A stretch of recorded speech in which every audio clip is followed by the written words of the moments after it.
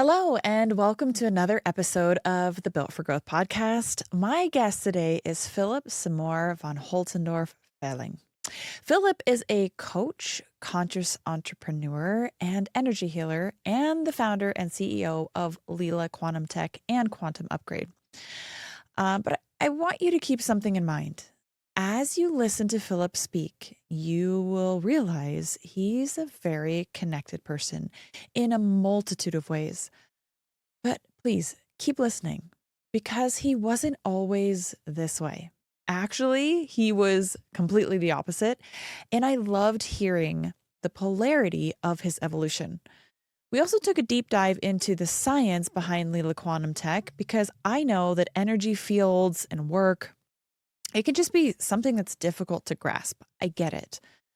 But so was the idea of the internet and sending a text or an email through thin air and have it instantly received on the other side of the world. So just, hang with me for a second.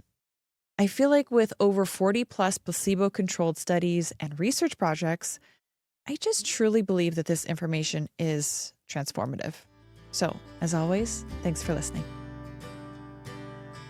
Philipp, it is so great to have you here on Built for Growth. I have been really looking forward to this conversation since you and I connected some time ago now, and I've been excited to explore Leela Quantum more in depth. Before everybody goes, there's a lot of naysayers out there, right? I mean, there's a lot of people who are like, I don't know if that's real. It's like the difference I feel like between you and your product and the other people is the amount of research, the amount of science. Like that baffles me. Talk a little bit about it. Well, thanks so much for having me. It's exciting to be here. So, it's one thing that happens usually with new technologies is that people don't understand how it works or that it could work. Mm-hmm. And then you have some people that are very curious and interested, and then they try it out and then they realize, wow, this is cool stuff, right? Even people getting into Bitcoin very early, or the people having a cell phone first, right? Or getting into the internet early, things like that. When you have those people that are the naysayers per se, it's just they're part of their personality. They just can't imagine that there's something that could do this, right? And that happened also with the internet, by the way. So in 1996, I remember in Germany, I talked to people that email will be a huge thing. People there told me, like, you're nuts. It's just not going to happen. We can write postcards and letters, and why would we ever do that? Same is true with our technology. It is new, even though scientifically it's all been proven over and over and over again, and we could prove it any time to anyone. But you have some people that just don't want to bother looking at the research or trying it out. And at this point, we don't have to convince anyone because the proof is out there already. It's been proven so many times by many different labs and institutes and doctors' offices. No need for me to prove it to anyone. I take the time, though, to explain it to people and walk them through the research if they're really curious. And if they're not, then they can just do whatever they want, but I don't have to waste my time. I can maybe give them one last offer and say, okay, if you're interested, we're happy to enroll you into one of our next brainwave studies, for example, and then you can see for yourself. Because there was a huge research done by an institute in Germany with the most advanced EEG device on the market, with 256 channels. They can look deep into the limbic system, for example, and it's just mind-blowing. And people can see it right there because you can see our technology come on, and within seconds, literally instantly, you see the effects on the brain. And with blood, for example, you don't see it within seconds, but you see it within minutes. The same with cellular functions. So yeah, it's just, I think, a personality thing. But we don't have too many people anymore that we find or we encounter that are naysayers, to be honest. We're at tons of conferences, and that used to be the case maybe 4 years ago, but it's changed. People get that, and people understand that they have a biofield, and that we leave out on something, probably the most important thing we have if we don't take care of our biofields. I think that's a great point. And I think a lot of my audience is still trying to wrap their heads around, like, what is quantum energy? So can you explain it? Yeah, it's the energy behind the matter. It's literally the same energy we have in each of our cells. It's nothing artificial. It couldn't be more natural. And there's also the very same energy that we work with. So people have heard that we're over 90% water on a molecular level, right? So, but already that is a stretch for us to think about, right? We're not driving our cars and then think, oh, I'm over 90% water. Like, how could I be over 90% water? It sounds weird even, but it is a fact. But then there's all this energy behind it because some people call it empty space, that, we're over 99% empty space. I would say we're space, but we're not empty space because the space is indeed filled with energy. And that is what connects us all. And we figured out a method on how to super concentrate and harness the quantum energy and put it into any object and make it available in this reality. That's pretty much what we figured out. We didn't invent the quantum field or anything. It's just we know how to work with it. And Nikola Tesla also knew how to work with it, by the way. Okay, so is this where you guys got some inspiration from?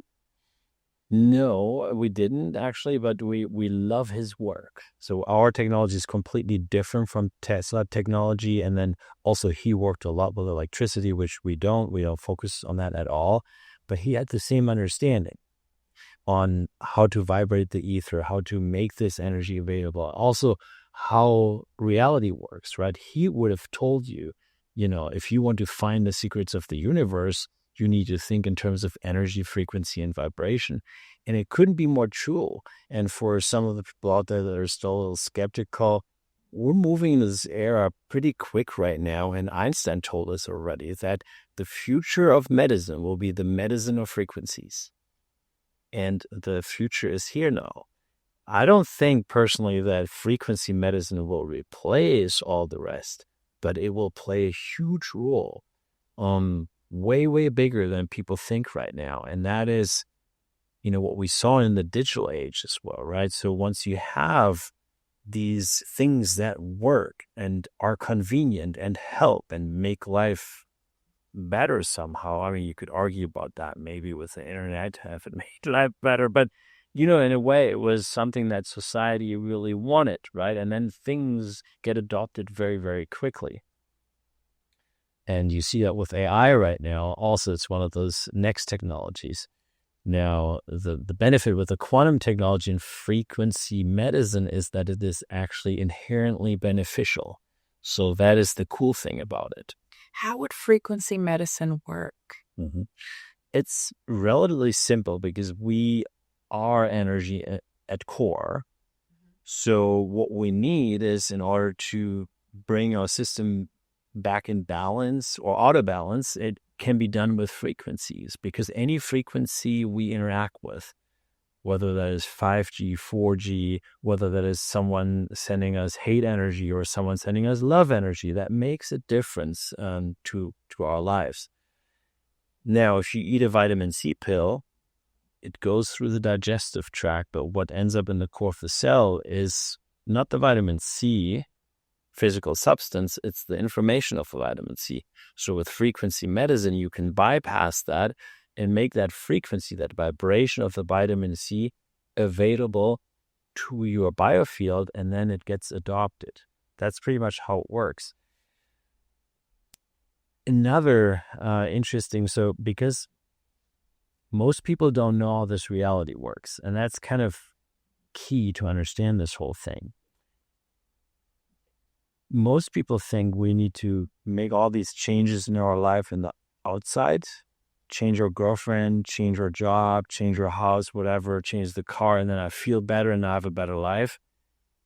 In some cases, that may be true because it may be really time to make such a shift and it comes from within. But if it's not, then nothing is going to happen. You will have a new girlfriend and a new house and you'll have the same problems you've always had, maybe even worse, because you haven't learned.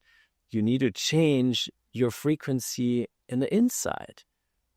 It's like washing my face in the mirror. It doesn't work, right? I have to do it here. And so when we provide frequencies, then they vibrate. If I give you this capsule, for example, it has a specific frequency. It vibrates in your field. So that's what it invites into your life, because the way we vibrate determines what we get into our lives. And over 95% of what's vibrating within us is subconscious.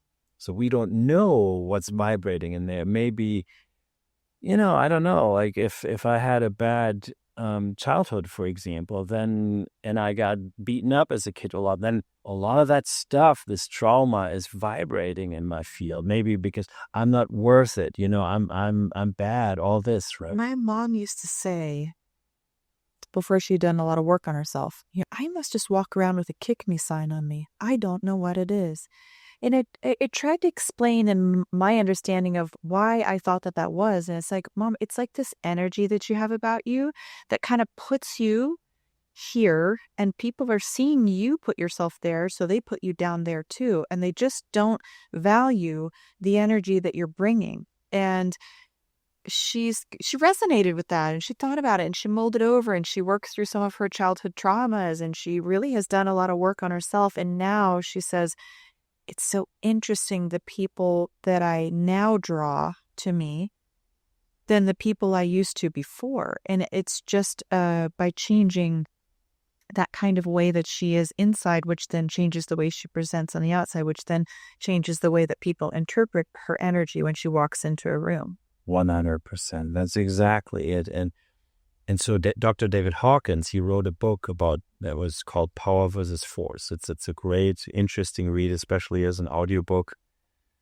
So he has set up this consciousness scale, right, from 0 to 1,000. And he was talking about the low vibrational states of anger, fear, guilt, shame, right? And then when we're vibrating in these states, then that is what we're calling into our lives, right? We'll have just more of that, right? Because that's what we're vibrating in. If we manage to vibrate higher and get into unconditional love, joy, peace, right? Then that is what we invite into our lives. So we are always attractor fields for what we vibrate. Once we understand that, we can work on our own vibration and figure out, okay, so what do I want my vibration to be? And then I work on that, and then everything else will fall into place.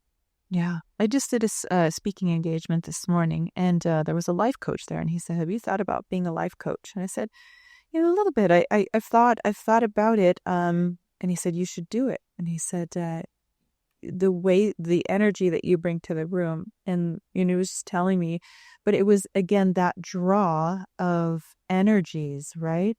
I love that you're saying that, because I feel like this is something that if people could really understand and begin to tap into and realize that, like you said, you blame it on everything else on the outside.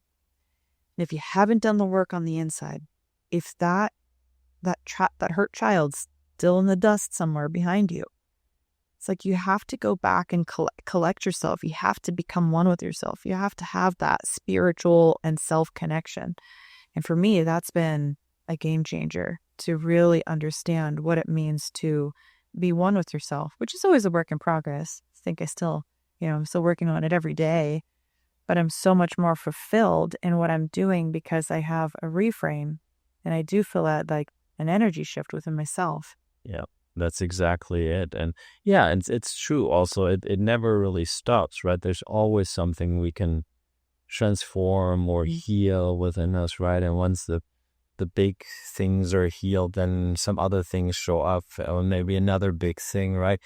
But, I look at it as we get into this life with a backpack already. And then we load this backpack more and more with all the traumas that happened to us, right? In childhood, and I don't know, the first boyfriend or girlfriend, they, go away with our best friend or whatever. It's another trauma. A dog died, like anything. Or, I don't know, someone laughs at you when you do something and you just take it seriously and it really hurts you. So you put it there. It gets heavier and heavier. It's our job in life to empty that backpack more and more. And then also over time, it all becomes lighter. And that's what you describe as the more fulfillment, right? That's exactly it. What are some of your favorite studies? Because I know that you have a lot. We'll go over 48 placebo-controlled. I really want people to understand, like, this is not something you're just, woo-wooing over here. This is something by the Emoto Institute in Japan that's very well documented, very well researched. This is really not something that is debatable, what Leela Quantum has done. So what are some of your favorite studies? Great question. So I would say, and I'll get into some details, it's in regards to the brain, the blood, the cellular function, and then that's in regards to the body, right? These three, for humans, I think, are, to me, the most important research fields, even though the autism study that was done is also great. It's just not like for the general public. That's really just for people with autism.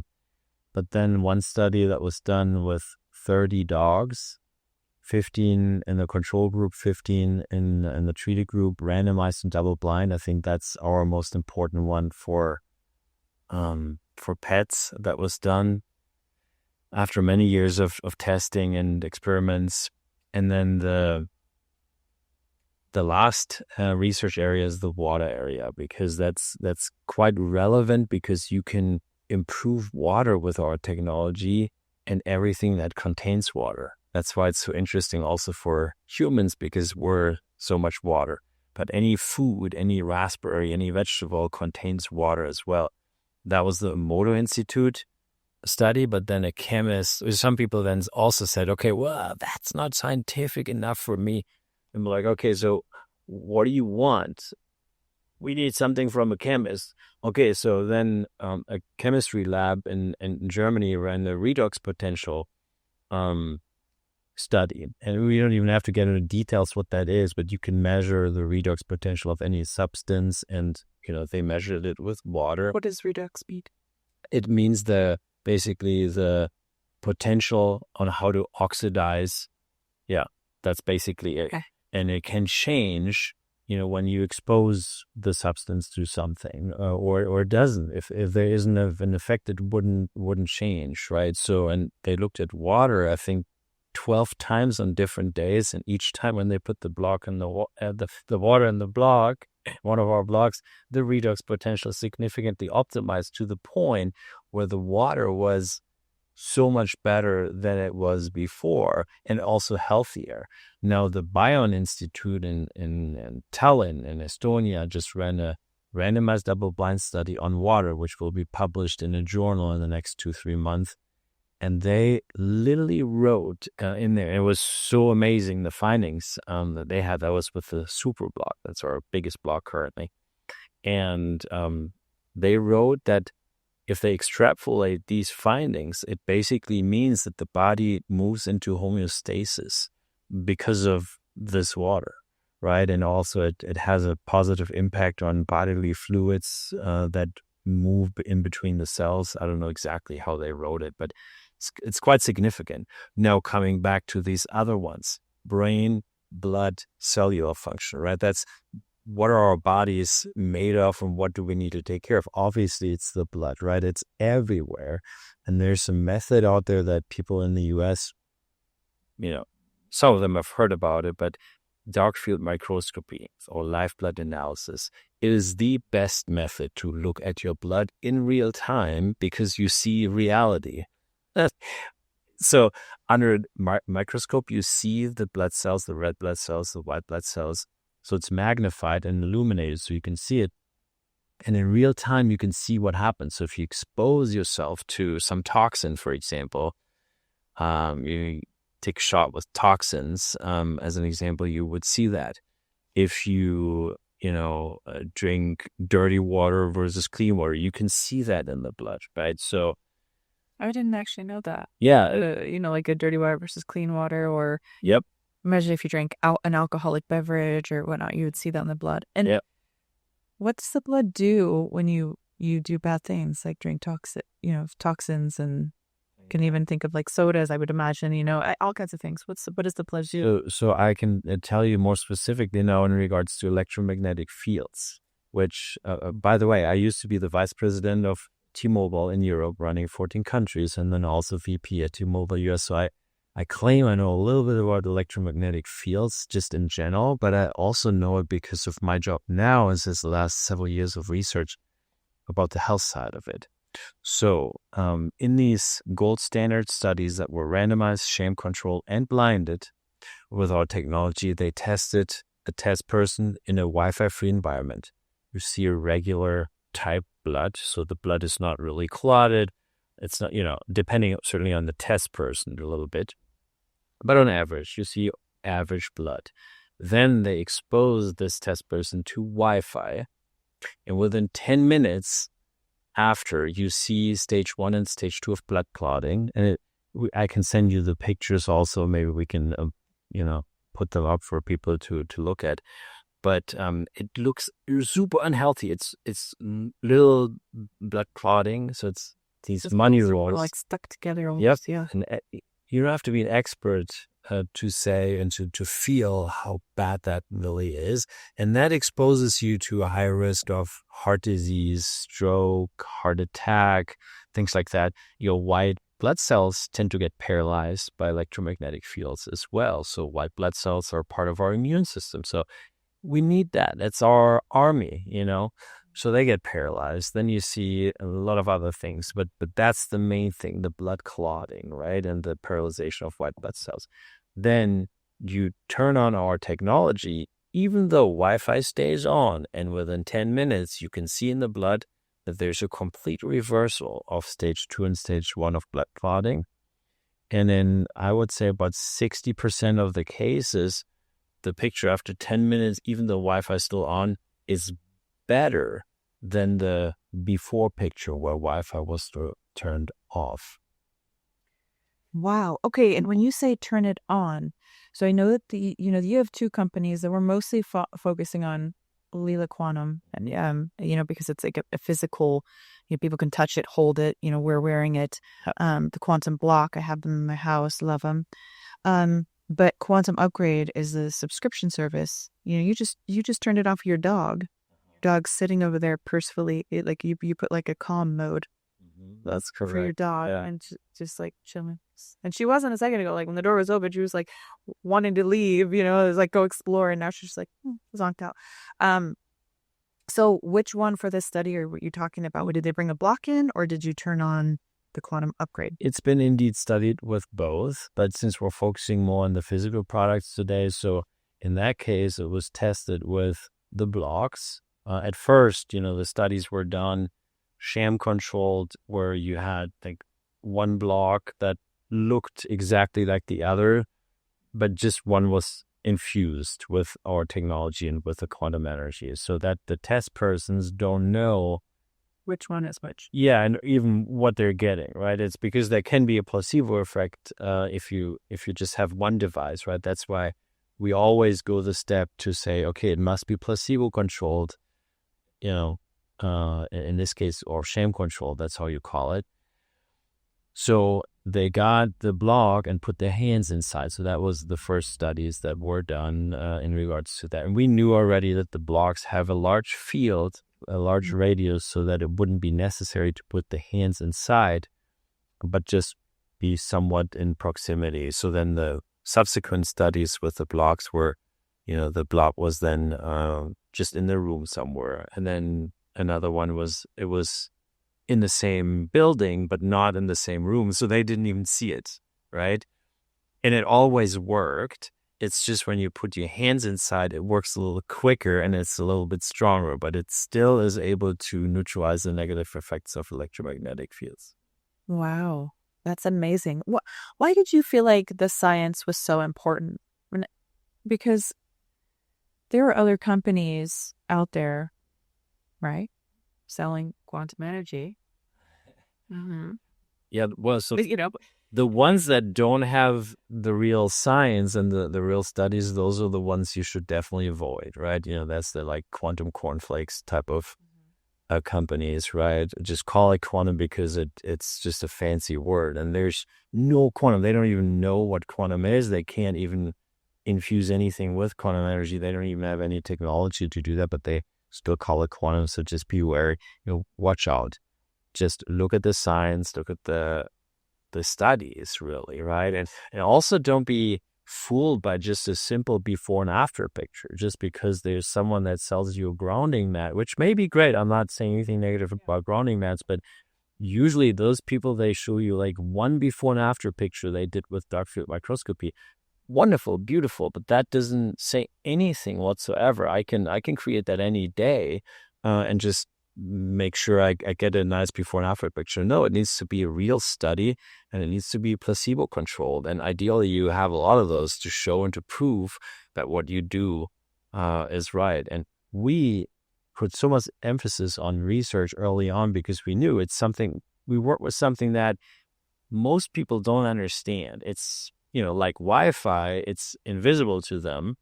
And you need to provide something for the brain as well, so that, the healers, right? The people that can see energy, we don't have to do research for them. They know, they can see and feel the energy, or intuitive people, they feel it, right? They don't need research, but everyone else needs research.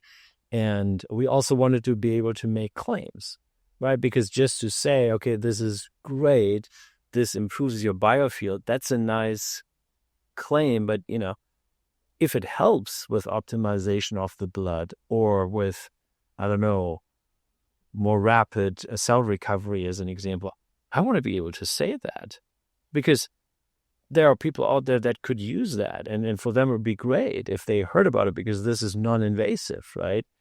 So that's the other reason why we focused a lot on research early on. Are the scientists ever taken back by this? I mean, do you have any favorite naysayer stories? People that they've not.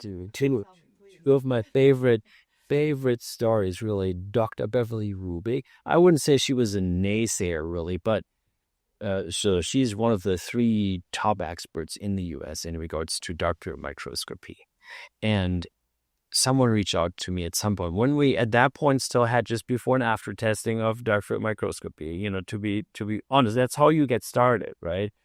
But it always worked, and we didn't stage anything, right? And then someone said, so Dr. Beverly Rubik has been researching this for decades, and she just came out with a huge statement saying that electromagnetic fields are literally killing people slowly, and it's so detrimental to the health, and that each year she's been doing these studies, she sees that the blood gets worse of everyone, really, and that the electromagnetic fields are the reason. You should reach out to her. So I reached out to her and telling her, okay, looks like we have a solution for this.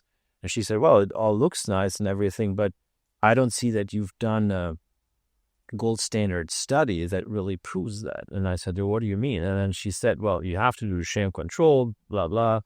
And I said, okay, so we would love to do it, because every time we do this, it works. And she said, yeah, I mean, I can run and set up these studies. That's what I've been doing since decades. And then, long story short, she set up a study, but she told me I'm going to do it with 4 test persons. And I was like, what? 4 test persons? Are you kidding me? I mean, no one is going to believe us that it works if we just do it with 4 test persons. That's not enough for me. I want more. And she said, well, I don't want to blow your budget, because I operate on the assumption that what you're doing doesn't work. It's an energy device. Nice. But, we'll see after those 4. If it works, I'll see it, and then we know, and then we can just do a larger study afterwards and take it to statistical significance. And I was like, okay, let's do it. But then she called me after that first study was done. She was like, oh my God, you have the solution. It really freaking works. And you not only have the solution for the electromagnetic fields, but also for the blood clotting issue that we have nowadays everywhere, right? That's coming up. And then I had to put on the brakes. Suddenly I was like, oh my God, she's running too fast. I said, well, it was 4 test persons. So it's nice that you tell me this, but I want to see a statistically significant study. And then she took it to statistical significance. And then from there, we always had those same results. And so that was the one. The other one was Dr. Robert Shee from the University of Tulsa. He's an expert in regards to cellular function, ATP production, wound healing of human cells. Okay, so he ran 3 ATP production studies. So ATP production, for the people that don't know, is the energy production of the mitochondria. So that's our currency. If we don't have that, we're we're dead, basically. And we need a lot of those, if we have a fight, if we have a chess game, whatever, if we want to learn for school, we need more ATP production. We don't want to forget where our car keys are constantly. We all seem to be. Yeah. All of it. If you're not very mindful and you're forgetting things all the time, you probably could use a little more of this. But yeah, exactly. So then he said, yeah, I mean, I can run this study, but, I don't really think it can work. And we said, well, let that be our problem. And then it worked. There was a randomized double-blind study. Of course it worked, right? We knew it will work. And he was blown away because he saw an ATP production jump of 20 to 29%, which is massive, non-invasive, right? That it's a massive jump. Dave Asprey wrote a whole book on ATP production. When he saw those results, he was like, oh my God, this is great. This is great. I could do these 10, 11 things all at the same time. Maybe I could get it to 25% by doing all of these things. But with this, I don't even have to take anything. Okay, so long story short, then he said, this is crazy, this works, and it was statistically significant, so I need to believe my own study now. But there's a part of me that still needs to come on board, so I'm going to do it a second time. Is that okay? So we said, sure, let's do it a second time. So then the same results happened. And then he said, okay, I'm going to have to do it the third time because before I publish it, I want to just really cover my butt because there will be people out there that say, well, that can't be. But I know it works. So he did it the third time. In all those studies, the same thing happened, 20 to 29% jump in ATP. And then he ran 5 studies in regards to cell recovery and wound healing of human cells. And that was amazing because they showed a 46 to 100% acceleration in wound healing in each of those studies, each of them being statistically significant on its own. And so the naysayer that thought that could not work now teaches his students about it. So that's the second story. Goodness. Well, I remember talking, the name of A's name, but someone who works for you now who said that he was quite the naysayer. Actually, he started to wanting to disprove that this didn't work. He didn't believe in it. And I was someone with a food allergy, like that you even put it on the skin. Oh, Todd Shipman. There we are. Yes, Todd. And he was telling me, he's like, honestly, Miesha, I didn't believe in it. I wanted to disprove it and I couldn't. So I'm like the biggest believer, and I actually, now I work for the company. But he was actually explaining how he has severe, it's a seafood, shellfish, is it right? Yeah, shellfish allergy, and then also avocado and honey, all of those. Yeah. So can you explain a little bit what happens with him? Because he was telling me how he does the demonstrations for people to kind of show what the block can do. Yeah. Yeah, it's almost a little bit crazy because, I mean, you need to be a little bit crazy in order to try what he tried, with his allergies. So because he started at home charging the crab meat and the avocado and the honey that he's allergic to in the block, and then he wanted to see if there's an effect. And then he consumed these substances and he had no allergic reaction. Then he thought, maybe I'm healed and I have no allergy anymore. Then he tried these substances without infusing them with quantum energy in our blocks, and he got these allergic reactions again.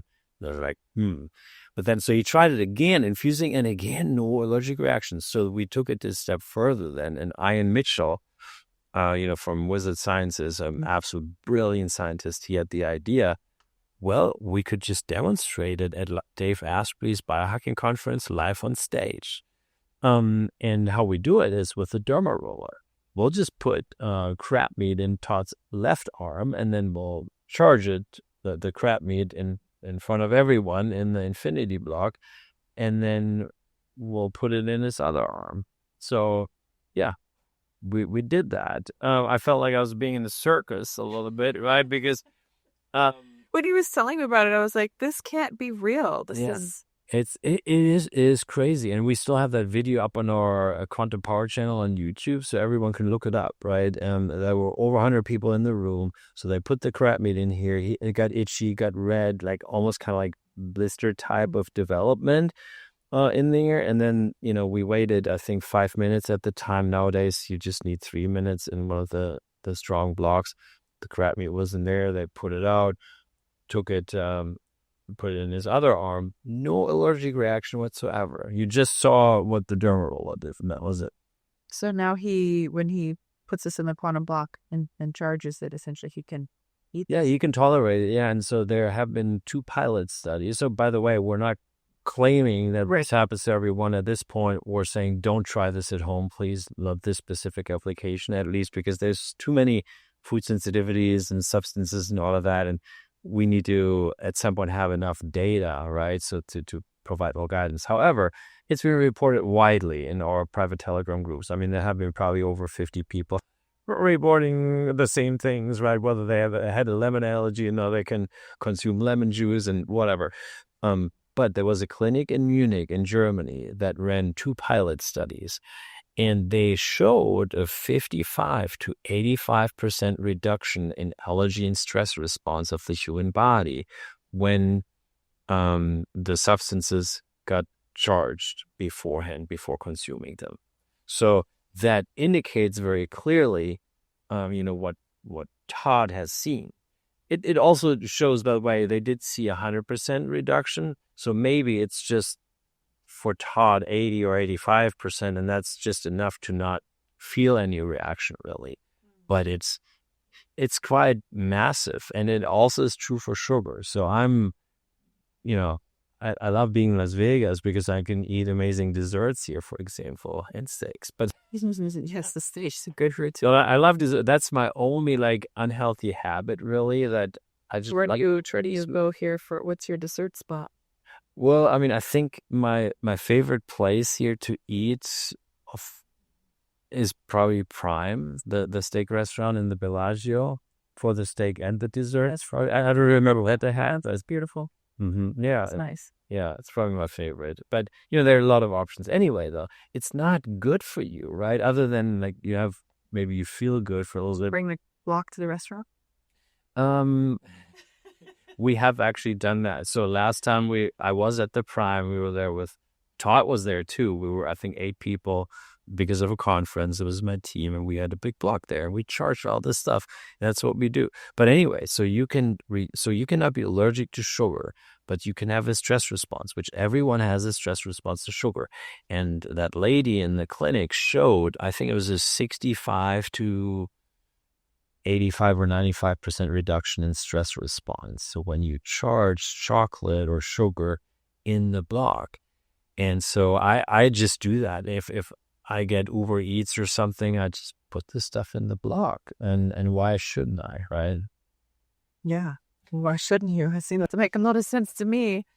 Now, when you say charge, okay, we take food, water, and we put it in the block.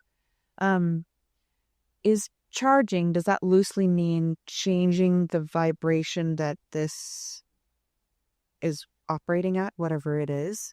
Yeah, that is exactly what is happening. So, the block, we don't have one here right now, but it has plates, or 1 plate or 3 plates on the top and on the bottom as well. And it's it's a quantum force field. So people know what happens when I have 2 magnets, right? At some point, I feel a force field. That's the same thing. The plates are infused with super concentrated quantum energy. And if you align them in the way we do it, it creates this quantum force field. And everything you put in there gets infused with quantum energy. That's maybe the better word than charge, what I've been using, charge, but infused, really. And then what does that do? It changes and optimizes the vibration of whatever you put inside. And if it's a substance like this crab meat, for example, it harmonizes the destructive waveform patterns of it. So when you then consume it, you don't have that. If you put gold inside or any other metal, it also increases the vibration. So people that have blocks, they know when you infuse your silverware with any type of silver, it doesn't need to be real silver, by the way, get any metal in the blocks, you have upgraded them significantly so they have a much higher vibration because they vibrate higher in their quantum energy because they have much more quantum energy inside. And so people that can see energy or feel energy, they notice that, obviously, and you can feel that. But people that have no clue about energy and can perceive energy really well, they would tell you at least, wow, it looks so much more beautiful now. Maybe they just don't know why. So fascinating. Okay, you put water in there.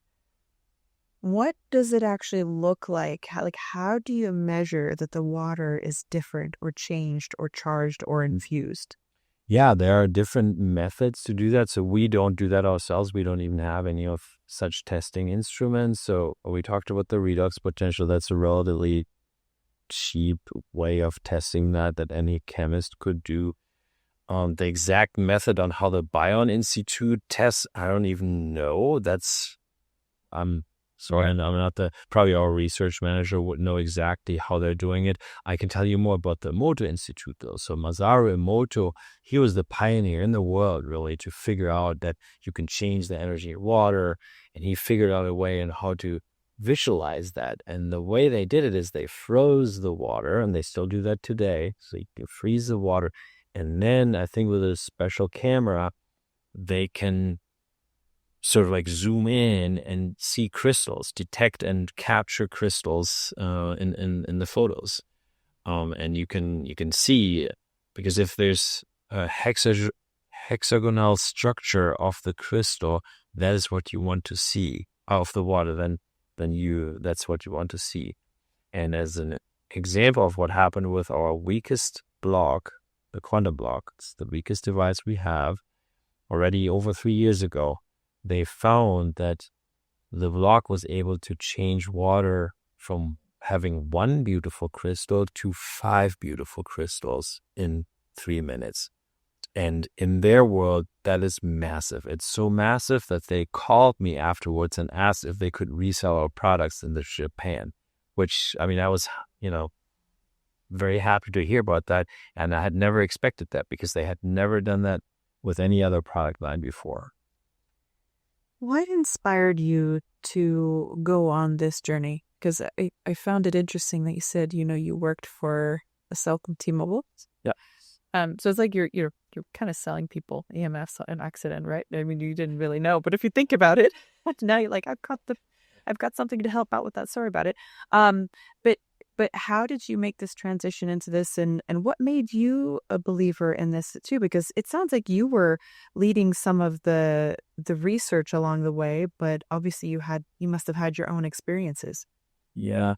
So that's a great question. So for me, it was in the early 2000s when I realized at some point that I had cut myself off my own emotions and feelings. I had cut myself off my own intuition, and my intuition did not exist. And it also didn't exist in anyone else. It was all about the brain, about being rational, left brain oriented. I could only believe better. Yes, exactly. Only what I could see with my physical eyes were true for me. But I was very unhappy in my life. And I realized that. And then, interestingly, in a management seminar, I was made aware that I wouldn't let my intuition, into this role play that we had. It was all about negotiation, but that I would just use my arguments from just my brain and not using my intuition and not looking into the other person either, what's their feeling about it. And I was like, oh my God, that's really true. And I really do think it changed something. So for me, it felt like I had lost myself. So my mission then became to find myself again. I didn't really know what I was looking for, to be honest. And it sounds crazy, but it does. It's not crazy to me. I've been there exactly. And I think a lot of people either have been there or need to get there. Yeah. Yeah, so that's at least how it really felt. And then I, started this quest, and I got into meditation. I got into yoga. Then I ended up being in this course where I learned something about the chakras, the energy centers. I'm like, oh my God. And then I started working with them, and like, oh, I feel so much better now. And so I got deeper into it, and then I got really curious. So I got trained in various shamanic healing practices and past life regression work and all kinds of other like energy healing modalities, over the years. And then also I met my wife. She's not my wife anymore. We separated. We're still great friends, but we met in 2005, and she was born with the ability to see aura and energy fields. So completely different from me, right? I had forgotten all of that, and I tried to kind of reclaim that. So that helped me to get even deeper into the world of the unseen. And yeah, all of that led to the fact that at some point I could see and perceive energies myself. And I really found myself in this process. I found my intuition. And yeah, I really started healing myself with all of what I learned and by digging really into it. And it was a tough journey at first because, my brain was pretty strong and the doubts were very strong.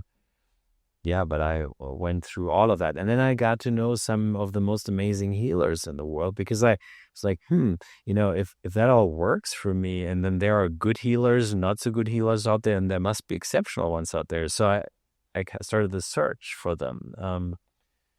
Yeah, and then I realized, wow, there's things possible that I didn't think would be possible. And then, that's kind of like the last part of the story. My ex-wife, she got diagnosed with chronic Lyme disease in 2010. And she was doing really, really bad. And regular doctors told us, well, you can't do anything. You can do antibiotics. And if that doesn't work, you'll just have to live with it and die at some point. And that's basically what they told us. I'm like, not accepting that. I'm not accepting that. And she didn't accept it either. And that sparked my passion for biohacking, for bioenergy hacking and all of that. And literally every night I would research what's possible and what are the things. So she was the guinea pig for a lot of great things that I kind of encounter along the way, and it made her feel better, most of it at least. And it ultimately culminated in the quantum technology, because then the vision came up to create products that can provide frequencies and quantum energy 24/7 without you having to go to a shaman that does that. And, it's not really a fair comparison. A really good shaman can always do amazing work. And even if you have a block, you may want to go to a shaman because of some deep topic. Yeah, so I'm definitely not claiming that, one is not good for the other. But the 24/7 support of this energy and this higher vibration is so amazing that it can literally, take your life to the next level, and also on your health and well-being. And, her story literally is that she crossed the Alps by now. She is completely healed. She doesn't have anything left. And even the arthritis that was so bad for her, it was so bad, literally for days, sometimes she couldn't even move. It's all gone. That's incredible. And our technology was not the only thing. So we'll be fair about that, right? But that was the last ingredient that really got her out of all of that. It's amazing. Let's get a bit into the manifestation, because if possible, if you want to talk about it, let's say that I want to win my next fight. And I like to envision and I like to think about those things. How does the block or, these type of devices or things that you have to offer help with getting to where you want to go? Yeah, that's a great question. Now that we talked a lot about the science, I think we can really talk about something that's a little bit more intangible. And there are people out there that just use the blocks every day for this. And they're manifesting their own reality, because here's a fact. We can all manifest our own reality. Have you ever read The Alchemist? I think I read that. Yep. It's a lot about that, if you put it out there into the universe will conspire with you. Yes. To get it, to make it happen. It has to happen. Yep. There are problems, because we have over 95% is subconscious, right? So we have to constantly try to really hard to override it and to really feel let's say if I have an intention or an affirmation or a goal or something, to really feel it and to see myself already to have won the fight already, basically, right? And things like that. And we keep doing that, and then we can get there quicker. And the universe conspires, to help us.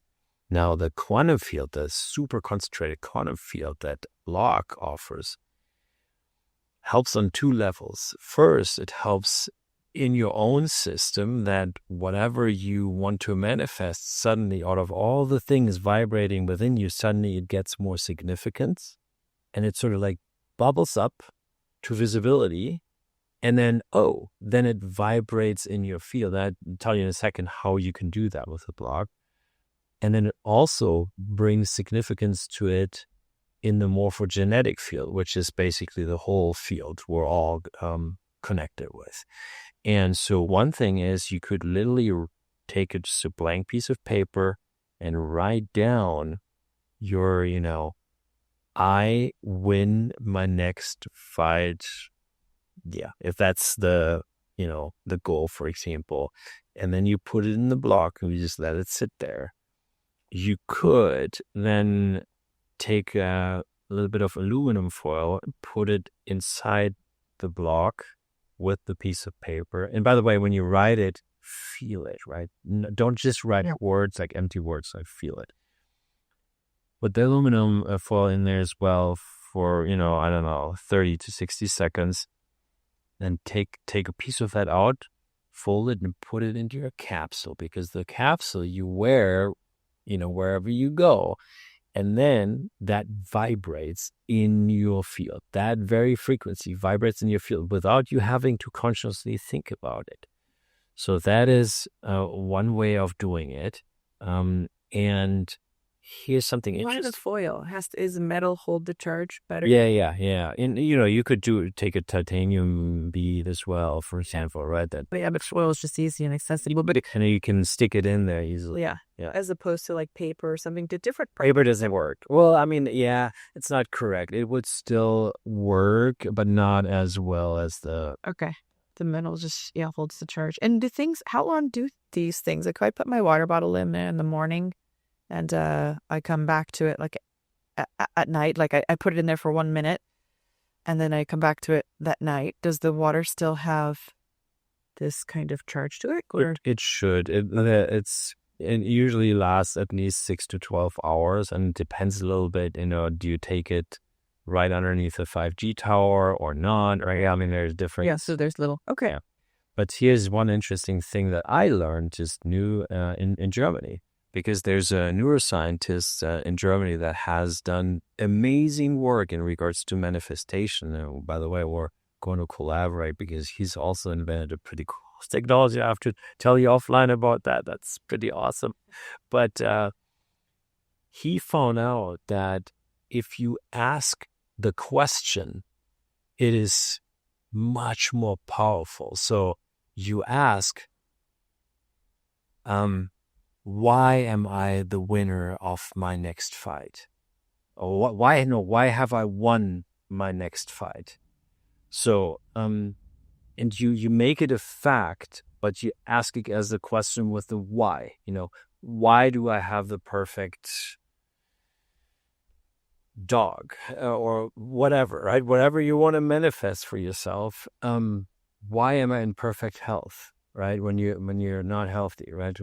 You don't say I'm healthy. You can do that too. So what I nowadays do, I take a piece of paper and I write I am healthy if that's the topic on one side, and I give all my feeling in there and seeing it, and then on the other side, I write why am I healthy?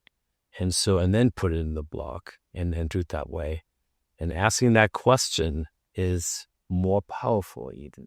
You write the question on both sides? Is that what I was asking? No, I just write it on one side and the statement on the other side. So okay. It seems I can't really like why am I healthy on the other? Yeah. No, I'm just curious.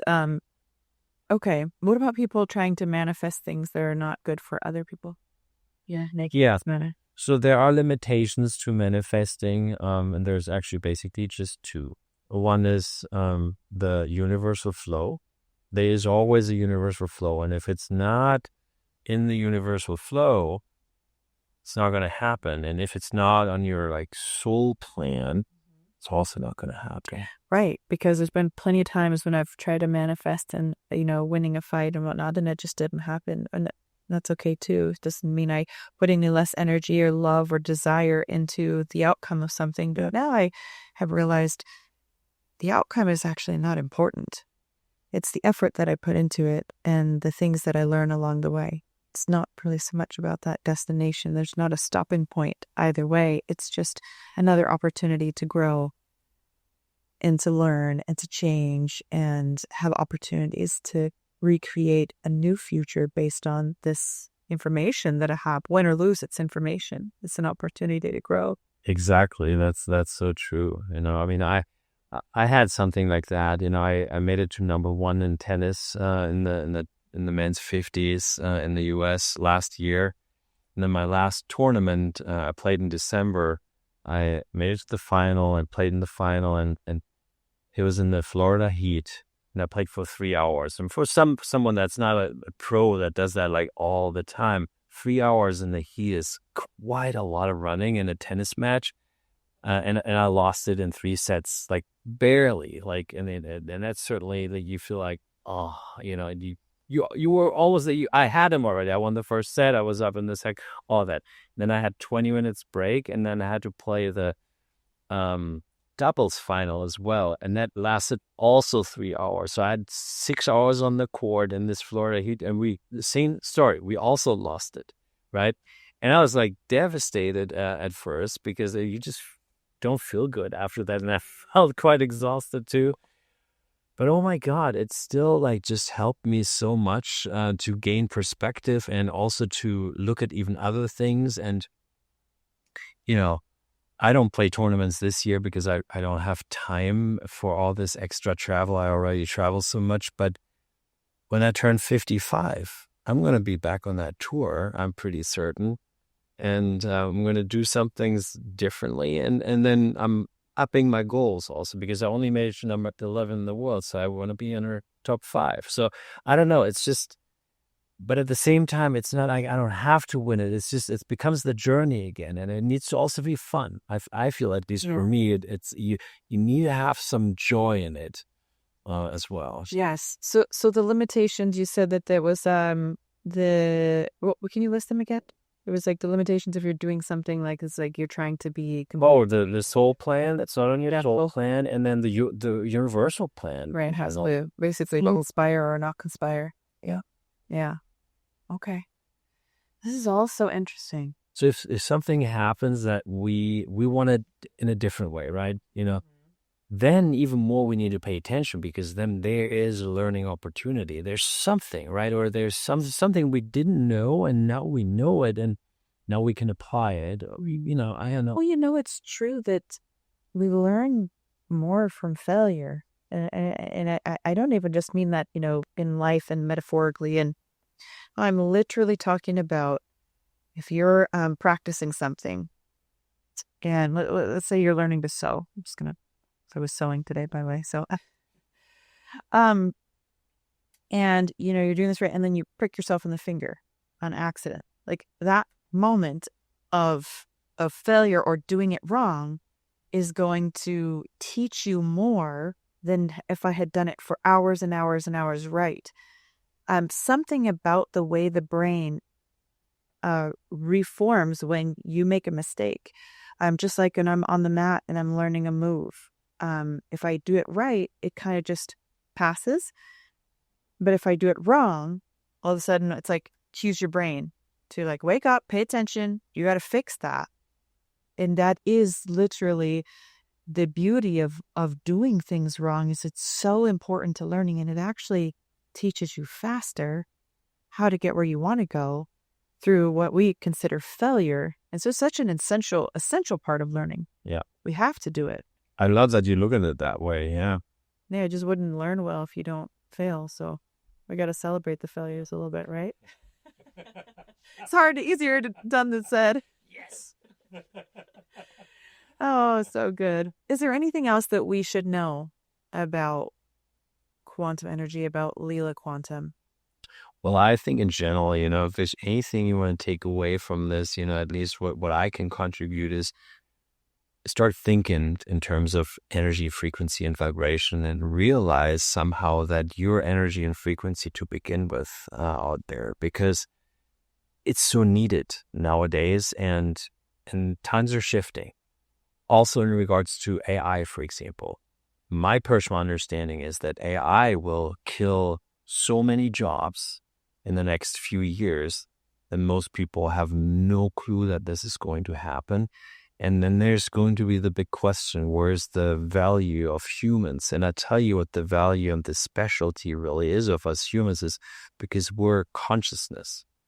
And we can connect way beyond our brain with all that we are and our total essence. That's where our creativity comes in, and our ideas, and anything really that we came here to do.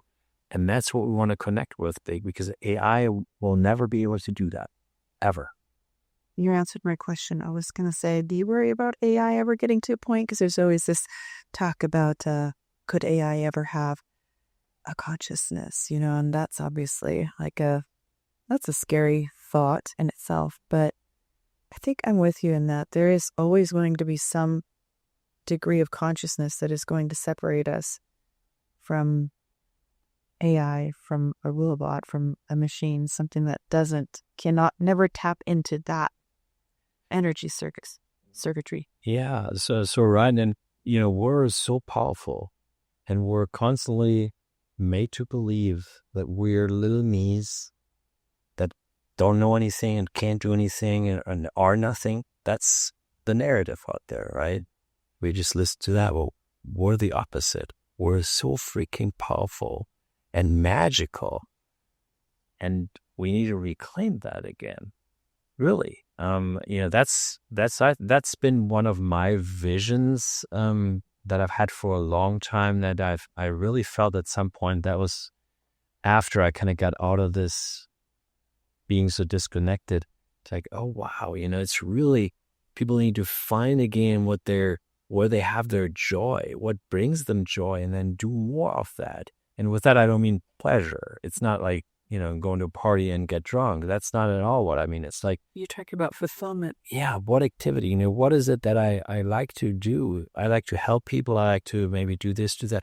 Maybe combine it with your work more, because we're not machines, yet we're sort of treated like machines, and we treat ourselves like machines. We go to work for a company that we don't like, for a product that we don't like, and just to pay our bills and all. And it's just, we sit in blue light and in EMF suits and all that. We're just doing ourselves not good. And it's time that we wake up and figure out, okay, so what is it that we want to do? And then I understand it. Reality doesn't allow us often to just make that huge shift right away, but we can take little steps.